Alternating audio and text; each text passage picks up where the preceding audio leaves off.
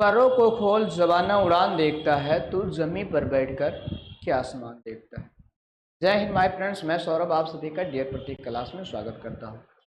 मेरे साथियों, जैसे कि मैंने आपसे वादा किया था कि शाम को 7 बजे हमारी सेशन साइंस की प्रैक्टिस क्लास रोजाना जब तक आपका आरआरबी ग्रुप ए का पेपर नहीं हो जाता है तब तक होता रहेगा। उसी वादे को कायम रखने के लिए मेरे दोस्तों, मैं आपके बीच में अपनी क्लास को लेकर उपस्थित हो चुका हूँ। तो इस क्लास में जितने भी क्वेश्चन कराए जा रहे हैं मेरे साथियों, इन क्वेश्चनों को ध्यान से पढ़िएगा और इसका आंसर आप कमेंट बॉक्स में कमेंट कर जरूर बताइएगा। ठीक, किसी कारणवश मेरे दोस्तों आज हम आपकी क्लास लाइव नहीं ले सकते हैं, उसके लिए हमें खेद है, क्योंकि आप सभी लोगों को पता है कि नवरात्रि का पावन अवसर चल रहा है और आज विसर्जन का दिन है। और मेरे दोस्तों शाम के समय में काफ़ी डीजे का काफ़ी शोरगुल होगा, क्योंकि पढ़ाने में बाधा उत्पन्न होता है। ठीक, और गाने की वजह से कॉपीराइट आने की मेरे दोस्तों परेशानी भी है। तो इसलिए आज की जो क्लास है ये आपकी ऑफलाइन होगी। आशा करते हैं कि आप क्लास को पूरा देखेंगे मेरे दोस्तों, और आंसर आप क्वेश्चनों का आंसर कमेंट बॉक्स में जरूर करिएगा। आपके बीच में हम भी जुड़े रहेंगे कि हम देखेंगे कौन कौन किन किन क्वेश्चनों का सही आंसर कर रहा है और कौन नहीं कर रहा। आइए क्लास को शुरू करें। पहला क्वेश्चन मेरे दोस्तों आरआरबी ग्रुप डी 2022 में क्वेश्चन पूछा गया था, काफी प्यारा क्वेश्चन है। क्वेश्चन क्या है कि किसी गोलीय दर्पण मेरे दोस्तों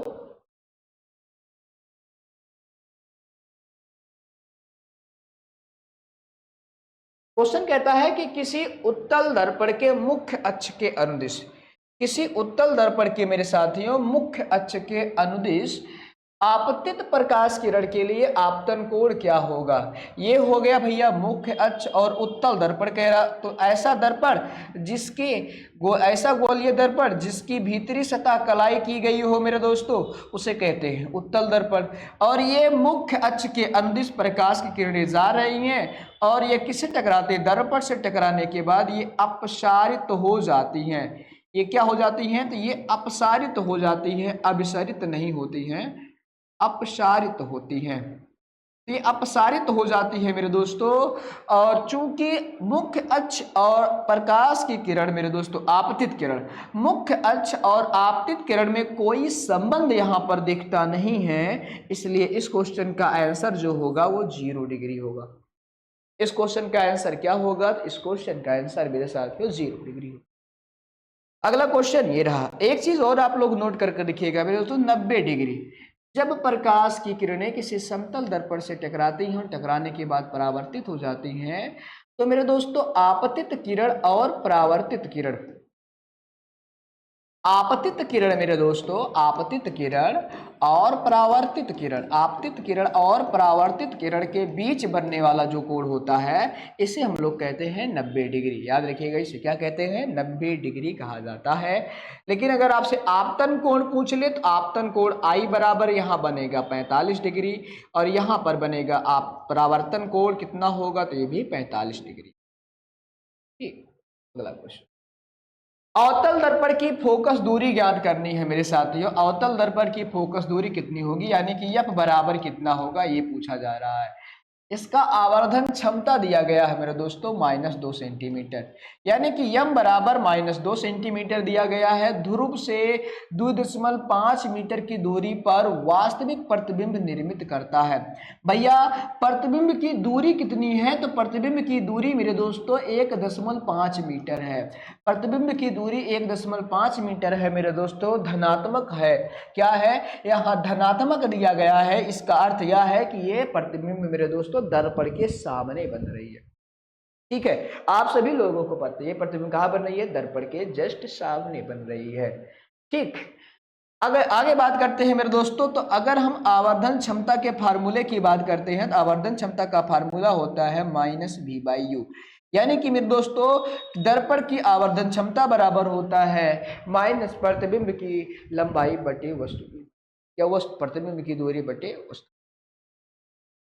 तो यहां पर हमें v बराबर कितना दिया गया है मेरे साथियों, आवर्धन क्षमता -2 सेंटीमीटर -2 दिया गया है डायोप्टर, और मेरे दोस्तों इसके बाद यहाँ पर दूरी कितनी दी गई है प्रतिबिंब की, तो दूरी मेरे दोस्तों -1.5 मीटर है। हमें u का मान ज्ञात करना है, क्योंकि जब u का मान मिलेगा तभी हम फोकस की गणना कर सकते हैं दर्पण के सूत्र से। आप सभी लोगों को पता है मेरे दोस्तों, फोकस दूरी ज्ञात करने के लिए हम लोग किसका प्रयोग करेंगे, तो हम लोग दर्पण के सूत्र का प्रयोग करेंगे। दर्पण का सूत्र क्या होता है, तो 1/f बराबर होता है 1/v प्लस 1/u। अब हमें u का मान तो ज्ञात करना पड़ेगा, क्योंकि v का मान तो हमें पता है, लेकिन u का मान हमारे क्वेश्चन में दिया नहीं गया है। तो क्वेश्चन में u का मान ज्ञात करेंगे मेरे दोस्तों आवर्धन क्षमता के फार्मूला से।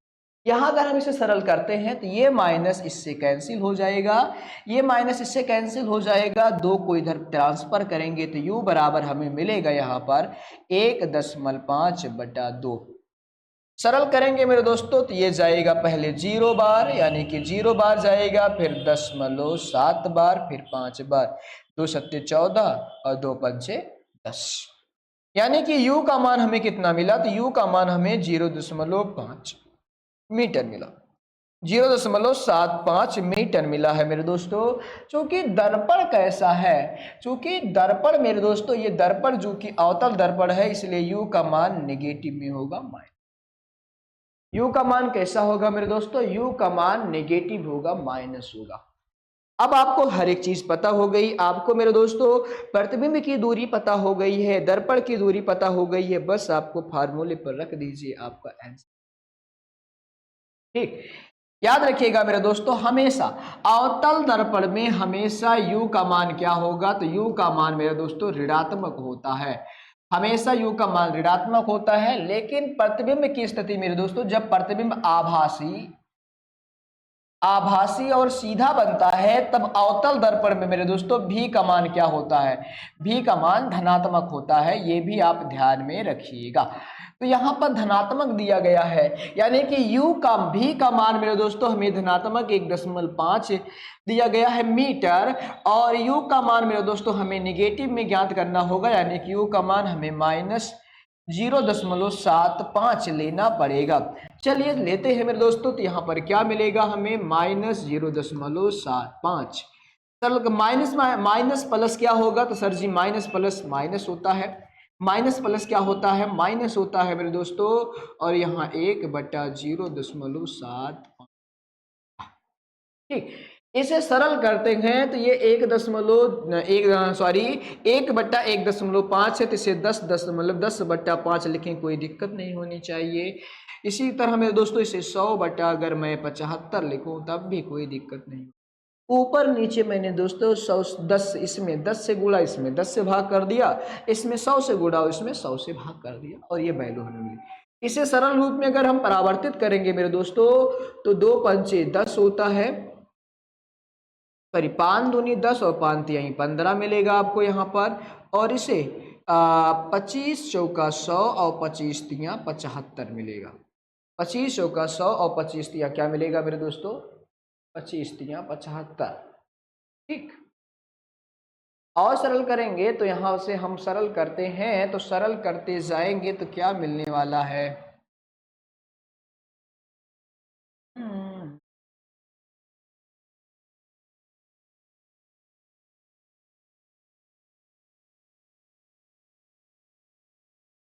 आइए देखते हैं। तो इसे सरल करेंगे तो यहाँ पर हमें मिलेगा, हर बराबर है तो घाते घट जाएंगे, -2 आएगा, यानी कि 1/f बराबर हमें मिल रहा है, 1/f बराबर हमें मिलता है मेरे दोस्तों -2/3। हमें f की वैल्यू ज्ञात करनी है, फोकस दूरी ज्ञात करनी है। फोकस दूरी जब ज्ञात करेंगे तो 1/f है, जब इसे f रूप में हम कन्वर्ट करेंगे मेरे दोस्तों तो ये 3/2 हो जाएगा, -3/2 हो जाएगा। ठीक, ध्यान रखिएगा यहाँ 1/f है मेरे दोस्तों, और ये -2/3 है। जब मेरे दोस्तों आप इसका बदलाव करोगे तो यहाँ पर आपको मिलेगा मेरे साथियों क्या, 3/2 मिलेगा।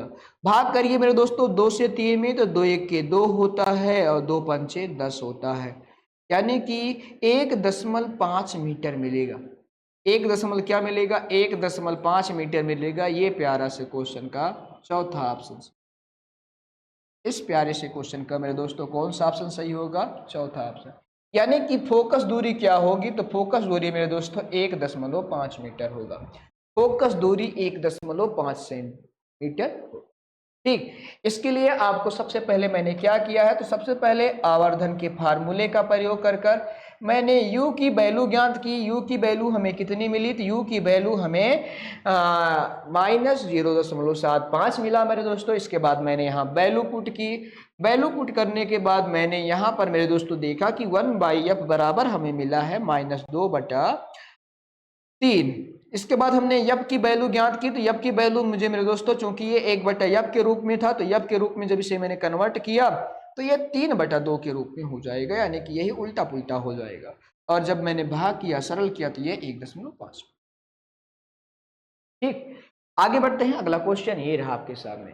यदि अवतल दर्पण किसी वस्तु का वास्तविक उल्टा एवं समान आकार का प्रतिबिंब बनाता है तो प्रतिबिंब कहाँ निर्मित होती है। याद करिए, मैंने आपको कई बार बताया है भैया, एक ही कंडीशन है कि जब वस्तु के समान प्रतिबिंब बने। कहां पर, जब वस्तु मेरे दोस्तों वक्रता केंद्र पर है।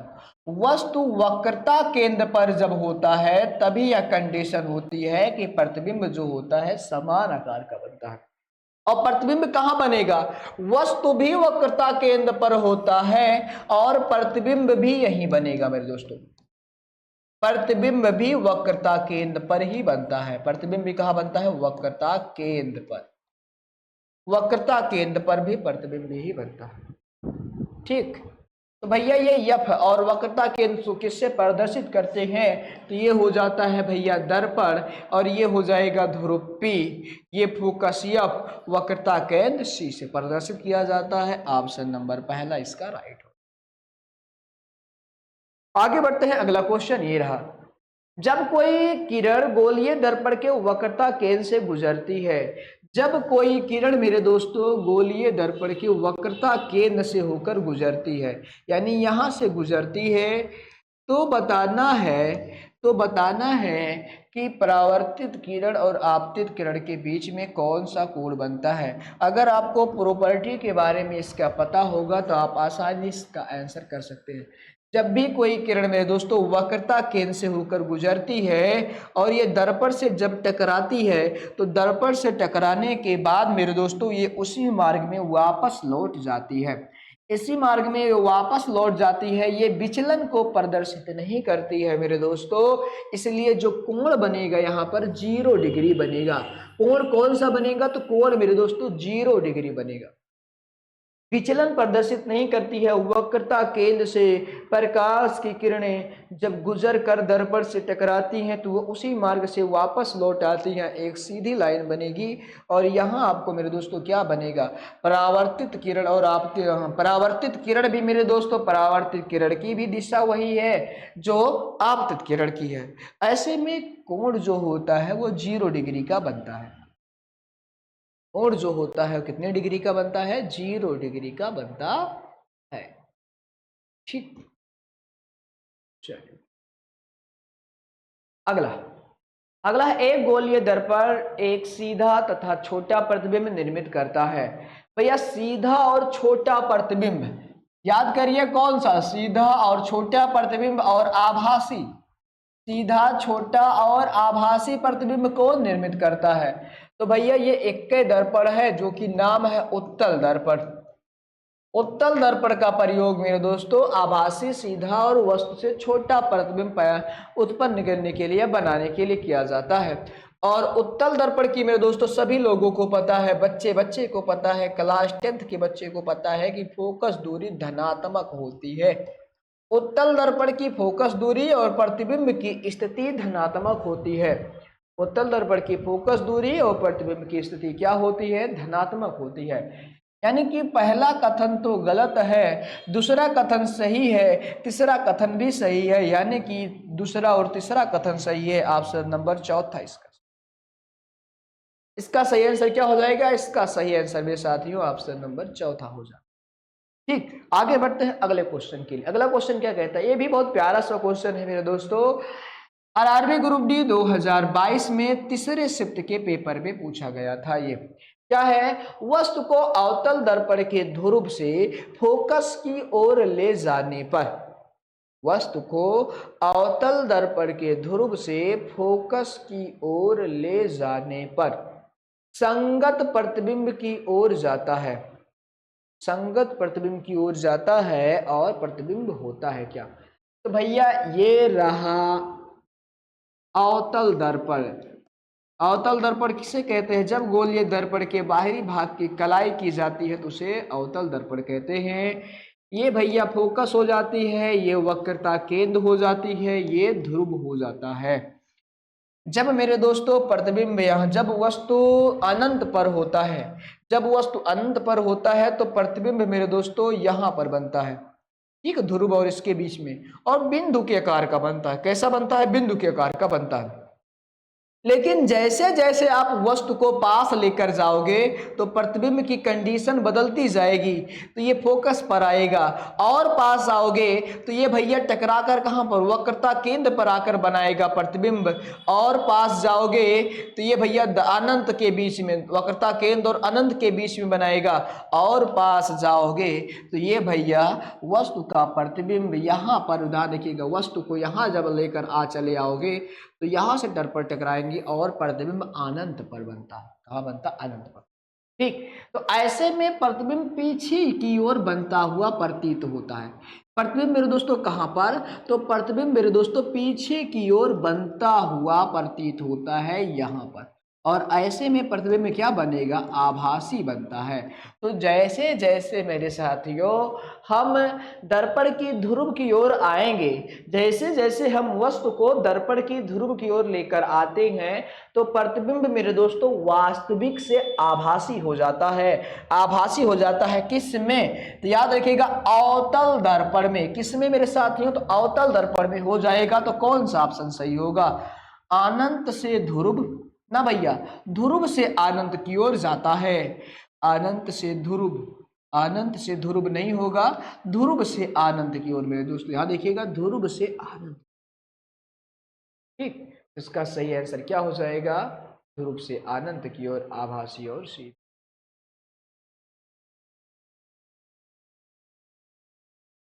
जाने पर प्रतिबिंब पर क्या प्रभाव पड़ता है? अनंत से ध्रुव, ध्रुव से आनंद जाएंगे।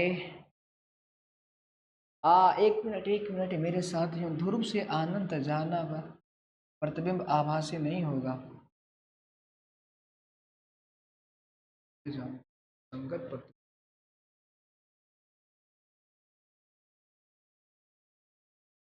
वस्तु को अवतल दर्पण के ध्रुव से फोकस की ओर ले जाने पर संगत प्रतिबिंब किस ओर जाता है? संगत प्रतिबिंब मेरे दोस्तों किस ओर जाता है, ये पूछ रहा है। तो हाँ सही है, ऑप्शन नंबर चौथा ही सही है मेरे दोस्तों। यहाँ देखेंगे, पहले मेरे दोस्त जब वस्तु अनंत पर था तो ये ध्रुव के पास बन रहा था प्रतिबिंब, लेकिन जैसे जैसे मेरे दोस्तों हम अनंत से वस्तु को दर्पण के पास लाते गए तो प्रतिबिंब इससे दूर बनती गई, प्रतिबिंब इससे दूर बनती गई मेरे दोस्तों। तो ये प्रतिबिंब की कंडीशन है, कंडीशन पूछ रहा है। ऑप्शन नंबर चौथा इसका सही होगा। अगला, एक प्रकाशिक उपकरण Y की फोकस दूरी धनात्मक है। मेरे दोस्तों प्रकाशिक उपकरण Y की फोकस दूरी क्या है? धनात्मक है। यानी कि यप क्या है? तो यप मेरे दोस्तों धनात्मक दिया गया है।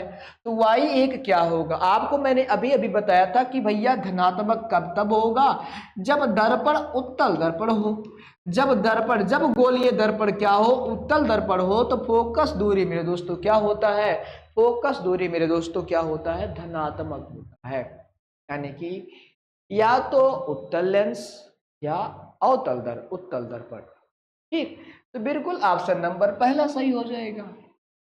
या तो उत्तल दर्पण होता है या उत्तल लेंस होता है, या तो उत्तल दर्पण होता है या तो उत्तल लेंस होता है मेरे दोस्तों। इसकी फोकस दूरी क्या होती है? तो इसकी फोकस दूरी धनात्मक होती है।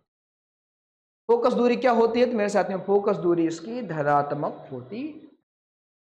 ठीक, आगे बढ़ते अगले क्वेश्चन, गोलीय दर्पण के ध्रुव और फोकस के बीच की दूरी कितनी होती है? आप सभी लोगों को पता है फोकस दूरी और वक्रता केंद्र के बीच में संबंध क्या होता है।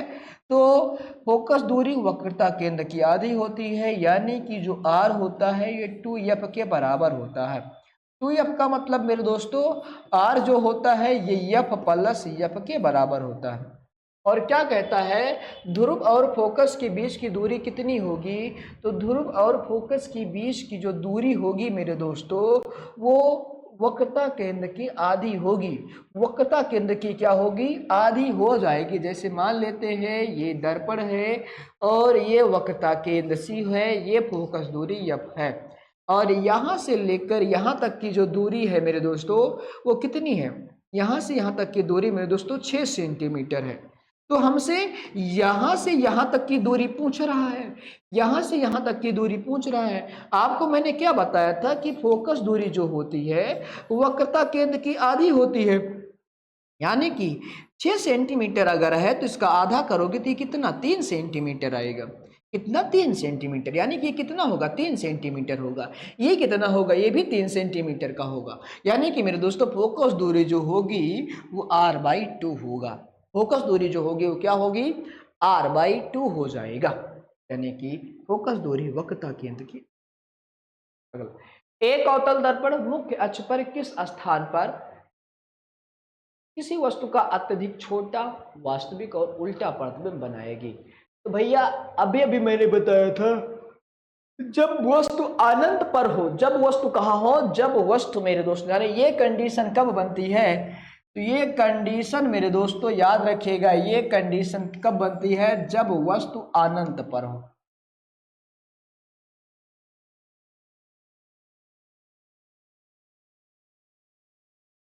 ठीक, जब वस्तु मेरे दोस्तों अनंत पर होती है तब यह कंडीशन बनती है। अनंत का मतलब क्या हो जाएगा? वक्रता केंद्र के परे, वक्रता केंद्र के मेरे दोस्तों परे, यानी कि वक्रता केंद्र के परे। जैसे ये दर्पण है मेरे दोस्तों, दर्पण ये हो जाता है यहाँ पर वक्रता केंद्र है, तो जब वक्रता केंद्र के परे यानी कि इस मुख्य अक्ष पर भी ना दिखे वस्तु, यहाँ कहीं पर हो, यहाँ कहीं पर हो, तब वस्तु का प्रतिबिंब मेरे दोस्तों अत्यधिक छोटा, वास्तविक और उल्टा बनता है, बिंदु के आकार का बनता है। तो भैया वक्रता केंद्र के परे बनता है। वक्रता केंद्र और फोकस दूरी में क्या संबंध होता है? तो r/2 होता है, यानी कि r बराबर आपको क्या मिलेगा? 2f मिलेगा।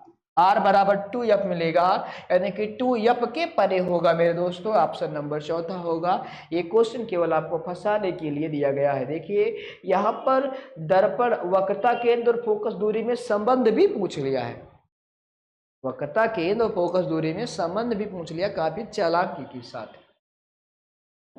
अगला क्वेश्चन ये रहा, यदि किसी वस्तु को 1.5 सेंटीमीटर की फोकस दूरी वाले अवतल दर्पण के ध्रुव से 5 सेंटीमीटर की दूरी पर रखा जाए तो आवर्धन क्षमता क्या हो जाएगा? तो कहता है फोकस दूरी, किसी वस्तु की फोकस दूरी यूं ज्ञात कर लीजिए, ध्रुव दिया गया है, यू दिया गया है 5 सेंटीमीटर, एफ दिया गया है -2.5 सेंटीमीटर। दर्पण कौन सा है? दर्पण मेरे दोस्तों अवतल दर्पण है, यानी कि यू भी माइनस में होगा और एफ भी माइनस में होगा। यू भी माइनस में होगा मेरे दोस्तों और एफ भी माइनस में होगा। तो हमें क्या ज्ञात करना है? आवर्धन क्षमता यम ज्ञात करना है, चूंकि आवर्धन क्षमता यम बराबर क्या होता है? -v/u होता है। चूंकि हमें u का मान तो पता है, v का मान नहीं पता है, तो सबसे पहले हम v का मान ज्ञात करेंगे। किससे? दर्पण के सूत्र से। दर्पण का सूत्र होता है सर जी 1/v बराबर 1/f बराबर होता है 1/v + 1/u। तो 1/v का मान हमें ज्ञात करना है, तो 1/v - 1/u मिलेगा। 1/f का एफ का मान कितना है? तो सर जी -2.5 आपने लिया है। इसके बाद u का मान कितना है? तो u का मान मेरे दोस्तों -5 तो ये माइनस मेरे दोस्तों माइनस माइनस क्या हो जाएगा, प्लस हो जाएगा, ये माइनस माइनस ही रहेगा। और इसे अगर हम सरल करते हैं तो इसे हम लोग किस रूप में, 2.5 को हम किस रूप में लिख सकते हैं, तो 5 दूनी 10 5 5 यानी कि 2/5 के रूप में भी लिखा जा सकता है। और ये प्लस 1/5 हो जाएगा मेरे साथियों। सरल करेंगे तो ये हर बराबर है तो 5 ही रहेगा, घटेगा तो ये -1/5 मिलेगा, यानी कि भी बराबर हमें मिलने वाला है -5 सेंटीमीटर। भी बराबर हमें कितना मिलने वाला है, तो भी बराबर भी हमें -5 सेंटीमीटर मिलने वाला है। ठीक, तो -5 सेंटीमीटर भी बराबर भी मिल गया मेरे दोस्तों। आवर्धन क्षमता हमें ज्ञात करना था, तो सर जी आवर्धन क्षमता का फार्मूला ये रहा, यम बराबर हमें चाहिए, माइनस पहले से है और इसका भी मान माइनस में है -5, और u का मान भी माइनस में है तो ये भी -5। सरल करेंगे मेरे दोस्तों तो -1 आएगा, कितना आएगा, -1 आएगा मेरे दोस्तों। तो -1 इसका राइट आंसर, ऑप्शन नंबर 30 इसका, ऑप्शन नंबर 3 इसका क्या हो जाता है, सही आंसर हो जाता है। ठीक, आगे बढ़ते हैं। अगला क्वेश्चन ये रहा, रासायनिक समीकरण में किसी पदार्थ के प्रतीक या सूत्र के बाद लिखा गया पद AQ किसको दर्शाता है, तो छाप लीजिएगा मेरे दोस्तों। रासायनिक समीकरण में प्रयुक्त पदार्थ, रासायनिक समीकरण में मेरे दोस्तों प्रयुक्त चिन्ह कौन कौन से हैं मेरे दोस्तों। जैसे अगर पदार्थों के बाद ऐसे यस दिया गया हो तो इसे सॉलिड यानी कि ठोस कहेंगे, अगर यल दिया गया हो तो इसे लिक्विड यानी कि द्रव कहेंगे, अगर जी दिया गया हो तो इसे गैस कहा जाता है, अगर इस प्रकार का चित्र, इस प्रकार का मेरे दोस्तों प्रतीक दिया गया हो तो इसका मतलब है कि कोई चीज मुक्त हो रही है, कोई चीज क्या हो रही है, मुक्त हो रही है मेरे दोस्तों, मुक्त हो रही है। अगर इस प्रकार का चिन्ह दिया जाता है तो इसका मतलब ग्रहण हो रही है, कोई चीज क्या हो रही है, ग्रहण हो रही है मेरे दोस्तों, इसका मतलब ग्रहण हो रही है। अगर AQ दिया जाता है मेरे दोस्तों तो इसका मतलब होता है जलीय विलयन, AQ का मतलब क्या होता है, जलीय विलयन मेरे दोस्तों, जलीय, इसका मतलब जलीय विलयन होता है। इसी प्रकार से अगर ऐसे डेल्टा दिया गया है मेरे दोस्तों तो इसका मतलब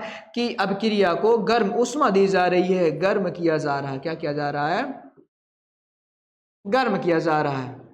ठीक, तो ये प्रतीक है, इसमें आप ध्यान में रखिएगा, इसका सही आंसर क्या हो जाएगा, जलीय विलयन के रूप में। अगला क्वेश्चन, चयनित पारगम झिल्ली वे झिल्लियां हैं जो इनमें से किसको प्रवेश की अनुमति देते हैं, ना तो विलायक को ना ही विलय। चयनित है इसका मतलब कुछ को अपने अंदर जाने देती हैं और कुछ को नहीं जाने देती हैं। तो ऐसे में मेरे दोस्तों ये केवल लिक्विड को ध्यान रखिएगा, केवल लिक्विड को ही ये प्राथमिकता देती हैं, क्या देती हैं, प्राथमिकता देती हैं। वो भी किस प्रकार के, तो विलायक को, किसको मेरे दोस्तों, विलायक को, जो अपने में सभी चीज को घोलने की क्षमता रखता है, उन्हीं को मेरे दोस्तों ये अंदर जाने और बाहर निकालने की अनुमति देती हैं, बाकी और किसी को अनुमति नहीं देती है, यानी कि विलायक को देती हैं, विलय को नहीं देती हैं। तो भैया केवल विलायक अणुओं को जाने देती हैं, विलय अणुओं को नहीं जाने देती हैं, ऑप्शन नंबर 3 इसका।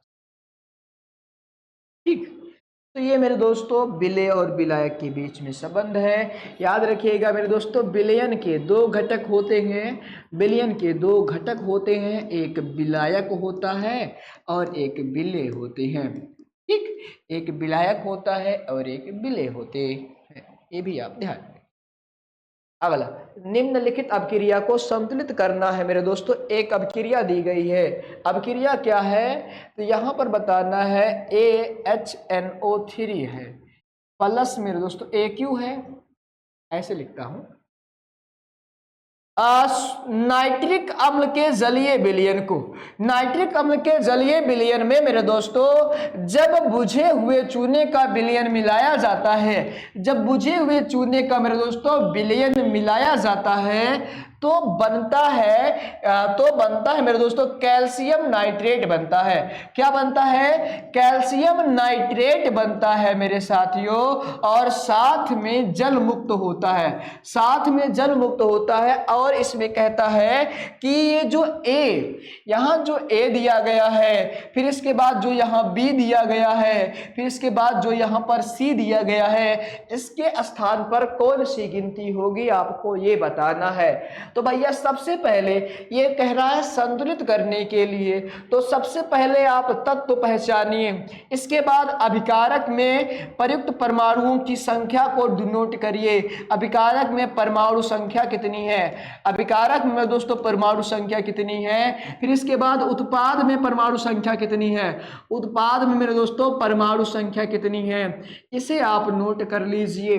क्या कर दीजिए, इसे आप यहाँ पर नोट कर लीजिए, आप आसानी से इसे सब सरल कर सकते हैं। अगर मेरे दोस्तों मैं तत्वों की बात करता हूँ, किसकी बात करता हूँ, अगर मैं तत्वों की बात करता हूँ तो सर जी इसमें हाइड्रोजन दिया गया है, इसमें नाइट्रोजन दिया गया है, इसमें ऑक्सीजन दिया गया है, इसके अलावा इसमें कैल्शियम दिया गया है। ये चार तत्व मेरे दोस्तों इस अभिक्रिया के समीकरण में दिए गए हैं, इस अभिक्रिया के समीकरण में दिए गए हैं। और इसमें अगर मैं इनके परमाणुओं की संख्या की बात करता हूं तो अभिकारक में मेरे दोस्तों, अभिकारक में हाइड्रोजन कितना है, तो यहां पर देखेंगे मेरे दोस्तों ये एक हाइड्रोजन, और इसके बाद यहां पर दो, कितना है, OH का होल ट्वाइस है, यानी कि 2 का गुणा हाइड्रोजन में भी है, 2 का गुणा ऑक्सीजन में भी है, यानी कि 1 + 2 है।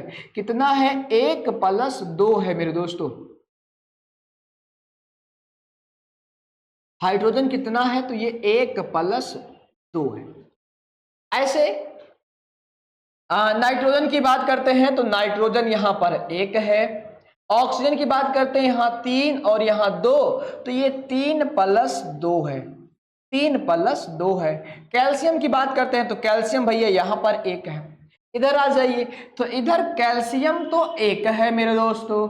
ऑक्सीजन की बात करते हैं तो ये NO3 है, 3 दूनी 6 और 6 1 7 है, यानी कि ये 6 + 1 है, 6 + 1 ऑक्सीजन दिया गया है। और इसके बाद मेरे साथियों नाइट्रोजन की बात करते हैं तो नाइट्रोजन यहाँ 2 दिया गया है, नाइट्रोजन यहाँ मेरे दोस्तों 2 दिया गया उत्पाद में। और अगर मैं हाइड्रोजन की बात करता हूं तो हाइड्रोजन भी यहाँ 2 दिया गया। और याद करिएगा संतुलित करने का मतलब है कि जितना यहां पर मान आ रहा है उतना ही मान यहां पर आए, इन दोनों का मान बराबर आना चाहिए मेरे दोस्तों, तभी अभिक्रिया संतुलित मानी जाएगी, नहीं तो अभिक्रिया संतुलित नहीं मानी जाएगी। इसके लिए मेरे दोस्तों आप नेचुरल नंबर का प्रयोग कर सकते हैं। इसके लिए आप किसका प्रयोग करेंगे, नेचुरल नंबर का प्रयोग करेंगे मेरे दोस्तों, नेचुरल नंबर प्राकृतिक संख्या का। चाहे जिस संख्या का आप प्रयोग करिए, 1 का प्रयोग करिए, 2 का प्रयोग करिए, 3 का प्रयोग करिए, 4 का प्रयोग करिए, चाहे जिसका प्रयोग करिए, लेकिन अभिक्रिया संतुलित होनी चाहिए, अभिक्रिया के परमाणुओं की संख्या बराबर होनी चाहिए। तो आइए संतुलित करते हैं। संतुलित करने के लिए मेरे दोस्तों सबसे पहले हम लोग ज्यादा परमाणु वाले को देखेंगे। ज्यादा परमाणु किसके पास है, तो ज्यादा परमाणु मेरे दोस्तों ऑक्सीजन लेकर बैठा हुआ है। इसमें 5, अभिकारक में 5 है और उत्पाद में 7 है।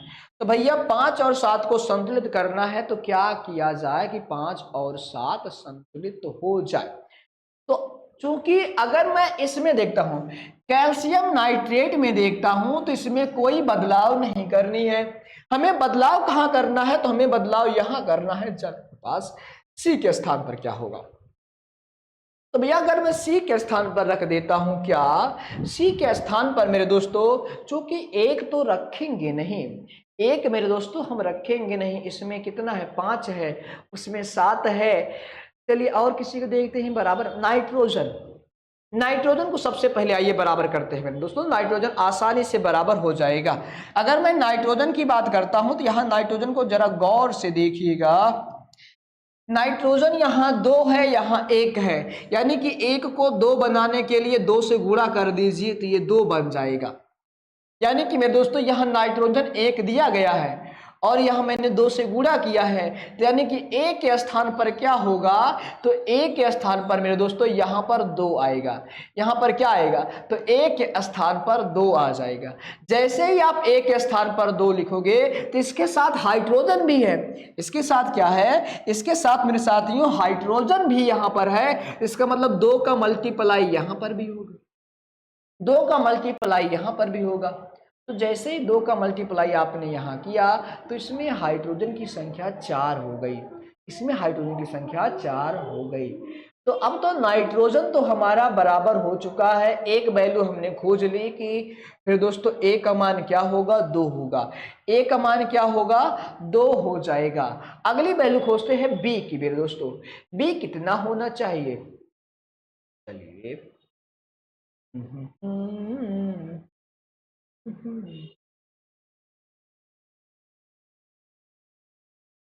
आई।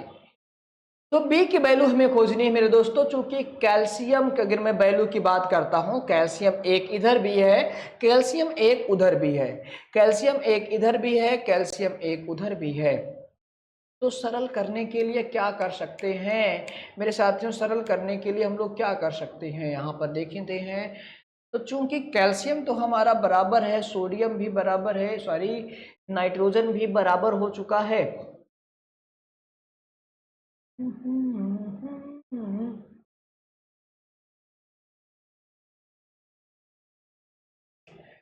तो B के स्थान पर क्या होगा, तो B के स्थान पर मेरे साथियों हम लोग 1 रखेंगे। क्या रखेंगे, B के स्थान पर 1 रखते हैं। B के स्थान पर 1 रखते हैं क्योंकि कैल्शियम बराबर है, कैल्शियम क्या है, बराबर है, नाइट्रोजन भी हमारा बराबर है। तो कैल्शियम और नाइट्रोजन चूंकि बराबर है तो B के स्थान पर हम 1 ही रहने देते हैं। अब बचा सी, बचा सी है मेरे दोस्तों। तो अगर मैं इधर वैल्यू देखता हूं किसकी, ऑक्सीजन की, ऑक्सीजन यहाँ 2 था, ऑक्सीजन यहाँ 3 है, यानी कि 2 का मल्टीप्लाई यहाँ होगा मेरे दोस्तों। तो ये 3 दूनी 6 हो जाएगा और 6 + 2 कितना हो जाएगा, 8 होगा। 6 + 2 कितना होगा मेरे दोस्तों, तो यहाँ पर इसमें 8 आ रहा है, ठीक। और यहां देखते हैं, यहाँ 6 है। 1 को 2 बनाने के लिए क्या करेंगे, तो 1 को 2 बनाने के लिए यहाँ पर 2 से मल्टीप्लाई कर दीजिए। 1 को 2 बनाइए, अगर मैं 1 को यहाँ पर 2 बना देता हूँ तो ये 8 हो जाएगा। ये 6 मेरे दोस्तों और ये 2 मिलकर क्या हो जाएगा, 8 हो जाएगा। यानी कि ऑक्सीजन भी बराबर हो गया। हाइड्रोजन यहाँ 4 है, हाइड्रोजन का योग यहाँ 4 है मेरे साथियों। और 2 को 4 बनाने के लिए क्या करेंगे, 2 से गुणा करेंगे, 2 से गुणा करेंगे। यानी कि यहाँ C बराबर हमें क्या रखना पड़ेगा, C के स्थान पर हमें 2 रखना पड़ेगा। तो भैया ये वैल्यू आपको मिल चुकी है, यानी कि C के स्थान पर 2 मिला है, B के स्थान पर आपको 1 मिला है और A के स्थान पर आपको 2 मिला है। अगर ये वैल्यू आप रखते हैं तो भैया आपकी अभिक्रिया क्या हो जाएगी, संतुलित हो जाएगी। आप जोड़कर भी देख लीजिएगा मेरे दोस्तों, 4 8 2 10 और 10 4 14 1 15, यानी कि यहाँ पर यक्स का मान कितना आया, 15 आया इसमें। तो 8 2 10, 8 सॉरी 4 है ये, तो 8 2 10 4 14 1 15, यहाँ पर भी यक्स का मान कितना आया, 15, दोनों बराबर हैं। ऑप्शन नंबर कौन सा, ए के स्थान पर 2 आएगा, बी के स्थान पर 1, और ये ऑप्शन नंबर, इसका मेरे दोस्तों ऑप्शन नंबर चौथा। ये थोड़ा सा टाइम टेकिंग क्वेश्चन है, लेकिन मेरे दोस्तों ये प्रैक्टिस के लिए मैंने आपको बताया। आप मेरे दोस्तों अगर इस क्वेश्चनों का प्रैक्टिस कर लेते हैं तो आप मुश्किल से मेरे दोस्तों आपको 30 सेकंड लगेगा ऐसे क्वेश्चनों का आंसर करने में, 30 सेकंड लगेंगे, ठीक। तो ये प्रैक्टिस से ही संभव है। इसके लिए कौन सा चैप्टर आपको पढ़ना है, तो आपको मेरे दोस्तों क्लास 10th की चैप्टर नंबर 1 पढ़ना है। क्लास 10th की मेरे दोस्तों चैप्टर नंबर 1 पढ़ लीजिएगा, आप आसानी से वहां संतुलित करना सीख जाएंगे, ठीक। और याद रखिएगा रेलवे ग्रुप डी में मेरे दोस्तों बेसिक क्वेश्चन ही पूछे जाएंगे, बेसिक क्वेश्चन ही पूछे जाएंगे। अगला क्वेश्चन ये रहा, प्राकृतिक गैस का जलना निम्नलिखित में से कौन सी अपक्रिया है। प्राकृतिक गैस मेरे दोस्तों CH4 को कहा जाता है। ऑक्सीजन की उपस्थिति में ये जब जलता है तो कार्बन डाइऑक्साइड मुक्त करता है, जल मुक्त करता है, साथ में दोस्तों ऊष्मा, ऊष्मा ऊर्जा, ऊष्मा बोलिए ऊर्जा मुक्त करता है। तो ये तीनों चीजें मुक्त करता है। चूंकि ये ऊष्मा ऊर्जा का मुक्त कर रहा है, तो जब भी कोई अब क्रिया मेरे दोस्तों ऊष्मा को मुक्त करती है तो उसे ऊष्माक्षेपी कहते हैं, और जब ऊष्मा को ग्रहण करती है तो उसे ऊष्मा शोषी कहा जाता है। और जब भी कोई पदार्थ मेरे दोस्तों टूट जाती है, टूट कर सरल अणुओं में विभाजित हो जाती है, उसे क्या कहते हैं, तो उसे मेरे दोस्तों कहा जाता है अपघटन अभिक्रिया। और जब कोई ताकतवर पदार्थ मेरे दोस्तों कम ताकतवर पदार्थ को उसके विलयन से विस्थापित कर देती है तो उसे हम लोग कहते हैं विस्थापन अपक्रिया, जैसे फेरस कॉपर को विस्थापित कर देती है। ठीक, अगला क्वेश्चन ये रहा आपके सामने, ब्लीचिंग पाउडर बनाने का सूत्र क्या होता है भैया? बुझे हुए चूने में जब क्लोरीन गैस प्रवाहित की जाती है तो क्लोरीन गैस प्रवाहित करने पर ये कैल्शियम ऑक्सी हाइपोक्लोराइड बनाता है, कैल्शियम ऑक्सी हाइपोक्लोराइड बनाता है और साथ में जल मुक्त करता है। साथ में क्या मुक्त करता है? जल मुक्त करता है मेरे दोस्तों ये क्लोरीन। ये ब्लीचिंग पाउडर बनाने का सूत्र हो जाएगा। तो कौन सा है? ऑप्शन नंबर पहला ही इसका सही हो जाएगा सर जी, ऑप्शन नंबर पहला ही दिख रहा है, पहला ही सही हो जाता है। ये याद रखिएगा मेरे दोस्तों, कास्टिक सोडा बनाने की विधि है।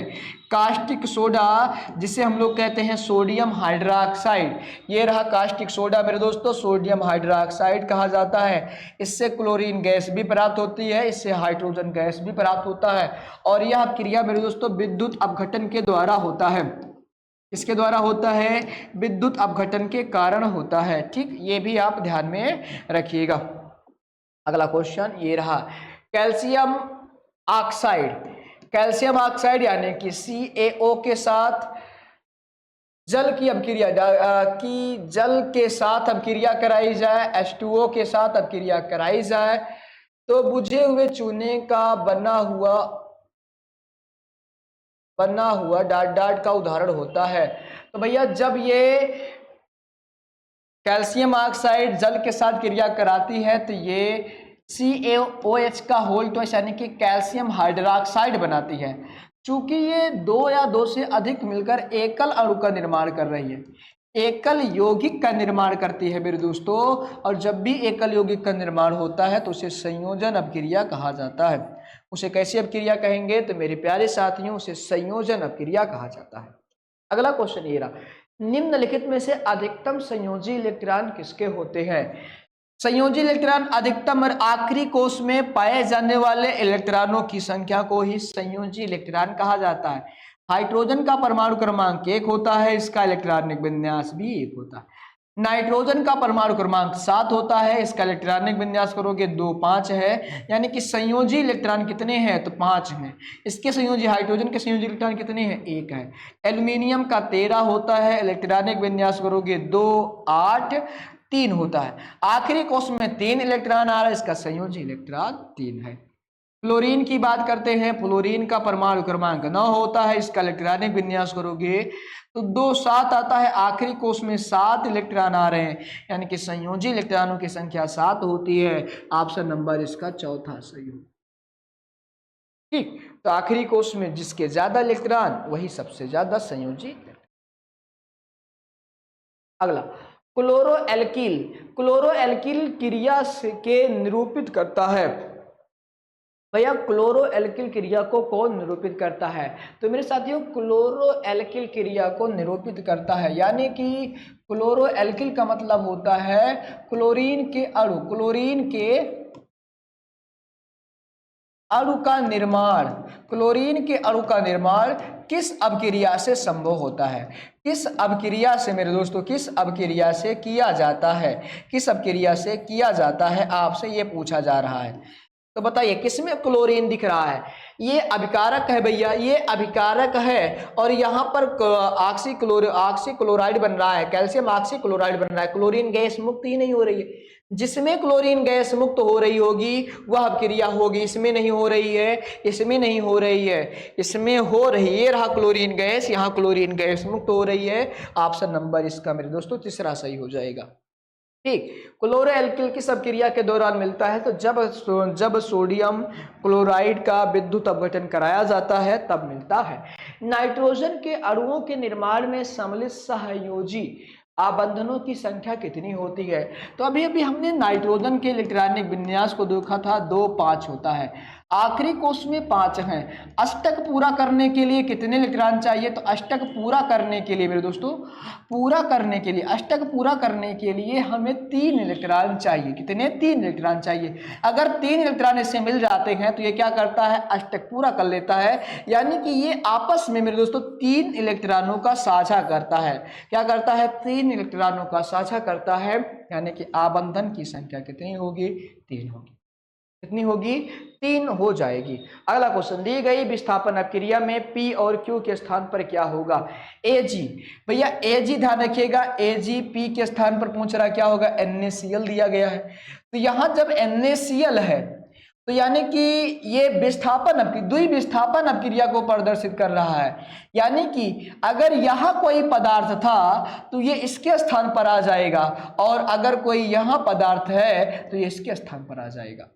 यानी कि यहां देखेंगे तो Ag के साथ सिल्वर क्लोराइड जुड़ जाता है, Ag के साथ सिल्वर क्लोराइड जुड़ता है, AgCl हो जाएगा। और मेरे दोस्तों यहां देखेंगे नाइट्रेट है, यहां पर नाइट्रेट है, यानी कि यहां पर Ag के साथ क्या होगा? तो यहां पर नाइट्रेट होगा। ठीक। यानी कि जब मेरे दोस्तों याद रखिएगा, वैसे तो मुझे ये पता था लेकिन मैं आपको बता रहा हूं कैसे किया जाता है। तो आप ऐसे तुलना कर भी कर सकते हैं, लेकिन जब सिल्वर नाइट्रेट के विलयन में सोडियम क्लोराइड का विलयन मिलाया जाता है तो ये सिल्वर क्लोराइड बनता है और सिल्वर नाइट्रेट बनता है, सोडियम नाइट्रेट बनता है। सोडियम नाइट्रेट का अवक्षेप प्राप्त होता है। अगला, पौधों में जल के गमन के लिए कौन से ऊतक जिम्मेदार होते हैं? तो याद रखिएगा मेरे दोस्तों, पहली बार तो ऊतक परिवहन में भाग लेने वाले। परिवहन ऊतक किसे कहते हैं? तो भैया परिवहन ऊतक फ्लोएम और जाइलम को कहा जाता है। किसे? फ्लोएम और मेरे साथियों जाइलम को कहा जाता है। याद रखिएगा, इन्हीं को संवहनी ऊतक भी कहते हैं, इन्हीं को संवहनी ऊतक भी कहा जाता है। फ्लोएम मेरे दोस्तों भोजन का स्थानांतरण करती है, भोजन का, और जाइलम मेरे दोस्तों जल और खनिज लवण का। जाइलम किसका? जल और खनिज लवण का क्या करती है? तो मेरे दोस्तों जाइलम जल और खनिज लवण को पत्तियों तक पहुंचाती है, केवल पत्तियों तक मेरे दोस्तों, पत्तियों तक पहुंचाती है, पत्तियों तक पहुंचाती है। और भोजन का स्थानांतरण फ्लोएम द्वारा होता है। जाइलम को, फ्लोएम को मेरे दोस्तों याद रखिएगा, फ्लोएम को बास्ट के नाम से जाना जाता है, फ्लोएम को पोषवाह के नाम से जाना जाता है, फ्लोएम को अधोवही, फ्लोएम को क्या? अधोवही के नाम से जाना जाता है। वहीं अगर मैं जाइलम की बात करता हूं, किसकी? जाइलम की बात करता हूं, तो जाइलम को मेरे साथियों किसके नाम से? जाइलम को मेरे दोस्तों कास्ट के नाम से। जाइलम को किस किस नाम से जाना जाता है? तो जाइलम को मेरे दोस्तों कास्ट के नाम से जाना जाता है, और दारू के नाम से जाना जाता है, दारू के नाम से। ठीक। तो दारू कौन हो जाएगा? दारू हो जाएगा फ्लोएम। ठीक है। और ये जल का क्या करता है? स्थान। दृढ़ ऊतक किसे कहते हैं? तो भैया एस्क्लेरेन, ध्यान रखिएगा, एस्क्लेरेन काइमा, एस्क्लेरेन काइमा को मेरे दोस्तों दृढ़ ऊतक कहा जाता है। ये पौधों को मजबूती प्रदान करता है। अगला क्वेश्चन, एक तेल उपज वाला पौधा है। आम भैया खाने वाला पौधा, मूंगफली, मूंगफली का तेल बनता है, इससे सब्जी बनती है, फसल मतलब दोस्तों सर में लगाया जाता है कहीं। ठीक। आलू, आलू है, टमाटर है, आलू को सब्जियों का राजा, सब्जियों का राजा, सब्जियों का राजा किसे कहते हैं? आलू को कहा जाता है। फलों का राजा किसे कहते हैं? तो फलों का राजा आम को कहा जाता है। ठीक, ये ध्यान में रखिए। अगला, प्रकाश संश्लेषण में किसकी जरूरत नहीं होती है? तो भैया प्रकाश संश्लेषण में सूर्य के प्रकाश की उपस्थिति में जल के द्वारा सूर्य का प्रकाश जब उपस्थित हो, सूर्य का प्रकाश जब उपस्थित हो, जल के द्वारा जो क्लोरोफिल होता है, ये जल के अणुओं को अपघटन कर ग्लूकोज का निर्माण करवाता है और ऑक्सीजन गैस को मुक्त करता है। तो यहाँ ऑक्सीजन गैस मुक्त होती है, यानी कि ऑक्सीजन प्रकाश संश्लेषण की क्रिया में भाग नहीं लेता है। ऑप्शन नंबर पहला सही हो जाएगा, बाकी तीनों के तीनों भाग लेते। ठीक, अगला क्वेश्चन, जाइलम एक है, तो जाइलम मेरे दोस्तों एक संवहनी ऊतक है। क्या है? एक संवहनी ऊतक होता है। अगर मैं ऊतक के प्रकार की बात करता हूं तो छापिएगा मेरे दोस्तों एक लाइन में। ऊतक दो प्रकार का होता है, एक होता है विभाज्य औतकी ऊतक,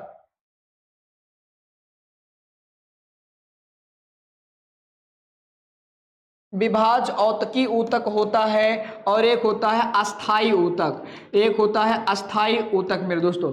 विभाज्य औतकी ऊतक को सिर पैर धड़ में बांट देते हैं, यानी कि शीर्ष पार्श्व और अंतःविशिष्ट, शीर्ष पार्श्व और अंतःविशिष्ट ऊतक में बांट दिया जाता है। वहीं अस्थाई ऊतक की बात करते हैं तो अस्थाई ऊतक को दो भागों में, एक को सरल मेरे दोस्तों सरल में और एक को जटिल ऊतक में बांट दिया जाता है। सरल की बात करते हैं, सरल को तीन भागों में, यानी कि पैरेन काइमा मेरे दोस्तों, पैरेन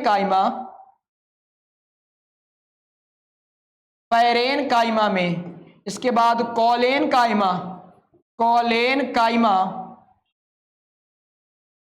कॉलेन काइमा और लास्ट में स्क्लेरेन काइमा।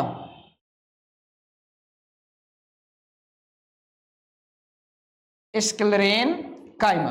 पैरेन काइमा को मृद ऊतक, इसे स्थूल कोण ऊतक कहा जाता है, और इसे दीर्ण ऊतक कहते हैं। इसे क्या कहते हैं? दीर्ण ऊतक कहा जाता है। जटिल ऊतक को दो भागों में बांटा जाता है, एक को फ्लोएम में और एक को जाइलम में बांटा जाता है। ठीक, तो इसका सही आंसर क्या हो जाएगा? इसका सही आंसर मेरे दोस्तों ऑप्शन नंबर पहला जटिल ऊतक हो जाता है। अगला क्वेश्चन ये रहा आपके सामने, पौधों में जलवाष्प के रूप में जलहानि को क्या कहा जाता है? तो भैया पौधों में जलवाष्प के रूप में जलहानि को वाष्पो उत्सर्जन कहते हैं। शरीर से अनावश्यक पदार्थों को बाहर निकालना उत्सर्जन कहलाता है। गैसों का चेंज एक्सचेंज गैसीय विनिमय कहलाता है। ऊर्जा निर्माण की क्रिया क्या कहलाती है? श्वसन कहलाती है। ऊर्जा निर्माण की क्रिया क्या कहलाती है? श्वसन कहलाती है। ठीक, अगला क्वेश्चन ये रहा आपके सामने, पौधों में लचीलापन प्रदान करने वाले अस्थायी ऊतक को कहा जाता है।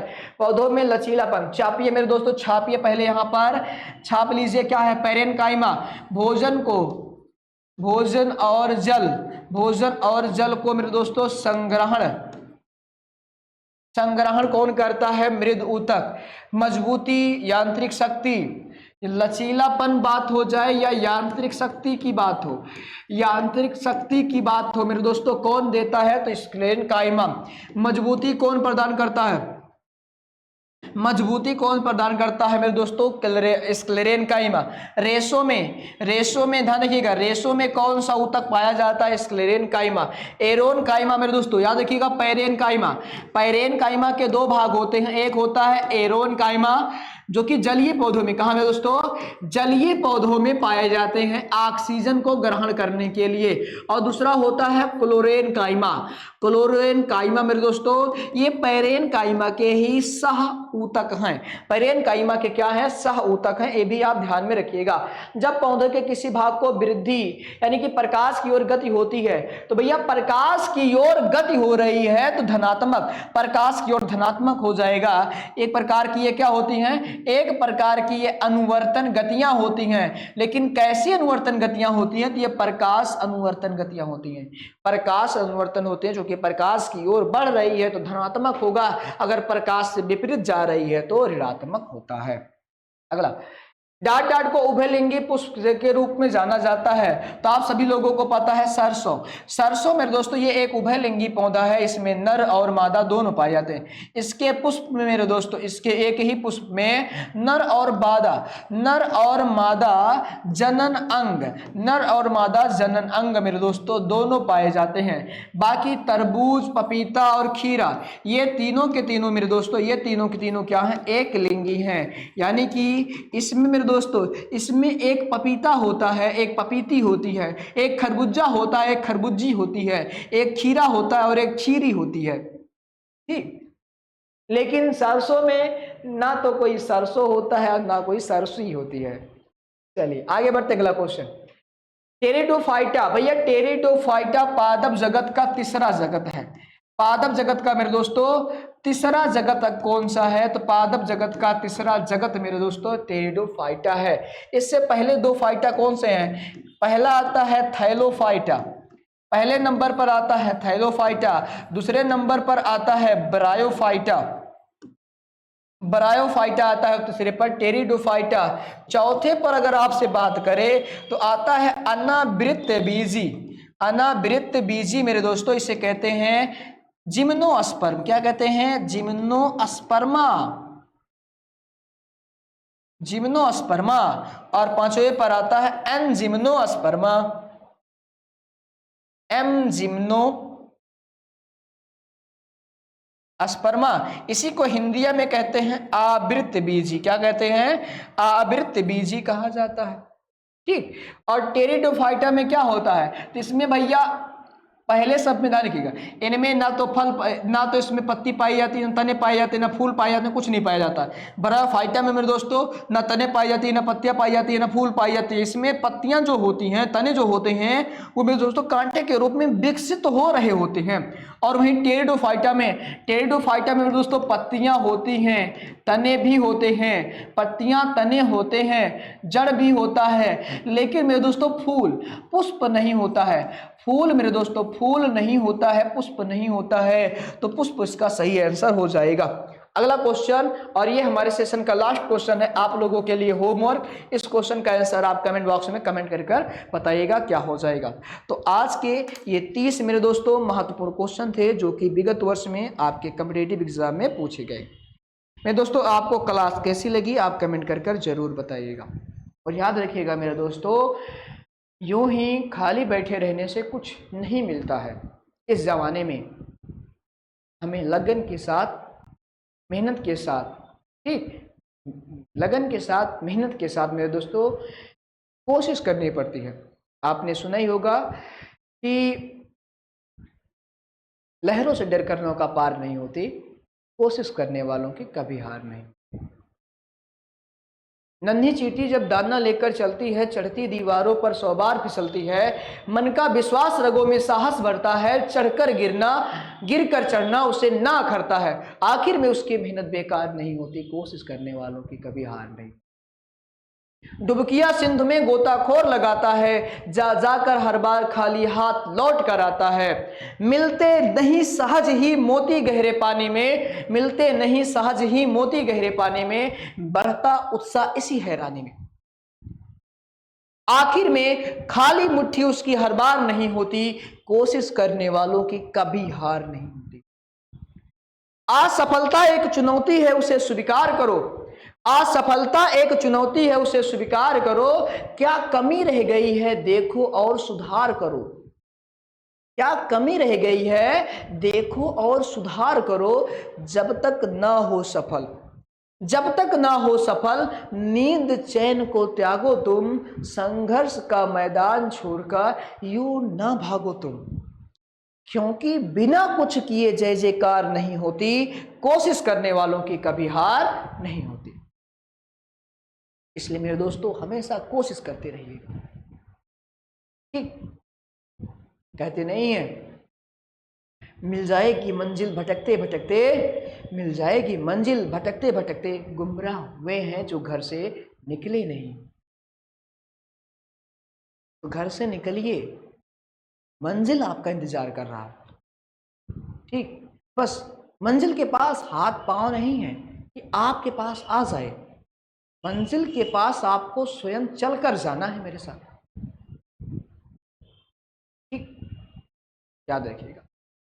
तो यूं ही संसार में कुछ नहीं मिलता है, हर एक चीज के लिए हमें हमेशा लड़ना पड़ता है, कभी अपनी बुरी आदतों से, तो कभी मेरे दोस्तों समाज में फैले कंपटीशन और बुराइयों से। अब मैं आशा करता हूं आप हमारे एक सच्चे वीर एक सच्चे वीर मेरे दोस्तों सिपाही हैं। आप कभी भी हार नहीं मानेंगे, आखिरी सांस तक अपनी लड़ाई को जारी रखेंगे, ठीक है मेरे दोस्तों। मरने के बाद आपको एक सुकून का नींद मिलेगा, आपको सुकून की एक रात मिलेगी, सुकून का एक चैन मिलेगा, आपको दोबारा कोई जगाने नहीं आएगा। जब तक जिंदगी है तब तक संघर्ष है, जब तक जिंदगी है तब तक संघर्ष है, अर्थात जिंदगी ही संघर्ष का नाम है, जिंदगी ही संघर्ष का नाम। तो संघर्ष अपना जारी रखिए, जब तक शरीर में रवानी है तब तक संघर्ष हमारा जारी है। जय हिंद, जय भारत।